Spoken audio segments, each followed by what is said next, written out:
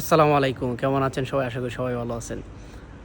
আপনি থাকেন বাহিরের দেশে। এখন আপনি একটি ঘড়ি কিনলেন, রোলেক্স ঘড়ি, অরিজিনাল ঘড়ি। এই ঘড়ি কিনে আপনি যখন দেশে পড়ে গেলেন, তখন আপনাদের এলাকার মুরব্বি বা অনেকেই আছে, ছেলেপেলে আছে, তাদেরকে আপনারা তখন এই আপনার ঘড়িটা দেখে যখন জিজ্ঞেস করলো যে, "ভাই, এই ঘড়িটা তো অনেক সুন্দর, কত দিয়ে নিছেন?"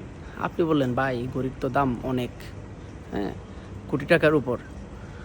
তখন লোকগুলা হাসবেন আপনাকে নিয়ে, অবশ্যই হাসবে। কি কয়?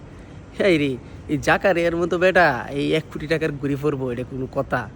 হাসবে কিন্তু 100% হাসবে। কারণ কী জন্য হাসবে?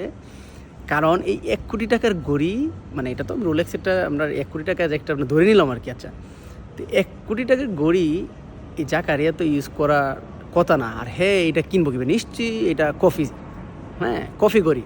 হ্যাঁ, এটা কিনার মতো হ্যাঁ এবিলিটি নাই কি, হ্যাঁ সাধ্য নাই কি, হ্যাঁ এটা কিনে কীভাবে?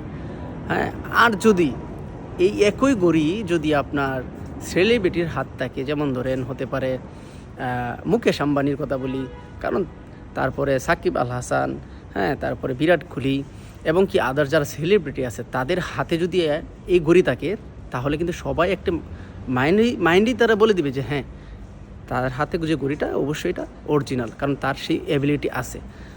আর আপনি যদি যতই দামি জিনিস পরেন, আপনার কিন্তু কেউ এই কথা বলবে না। সো আমি মানে এটাই বুঝাইতে চাইতেছি যে মানে আপনার সাধ্যের বাইরে গিয়ে আপনি জোর করে কোনো কিছু করতে যাবেন না। মানুষকে দেখানোর জন্য, মানুষকে ফুটানি করার জন্য আসলে এগুলো আসলে বোকামি ছাড়া কিছুই না। হ্যাঁ? কারণ তাদেরকে আপনি দেখাবেন, হ্যাঁ? তারা দেখবে। কিন্তু আপনার সাধ্যের বাইরে গিয়ে এবং আপনার যতটুকু অ্যাবিলিটি আছে তার ভিতরে না থেকে আপনি বাইরে কোনো কিছু করতে গেলেই আপনি ঝামেলায় পড়বেন এবং আপনি পরবর্তীতে আপনার দেখবেন একবার একটা মানে আপনার নিজের দেখবেন একটা আর্থিকভাবে একটা সমস্যা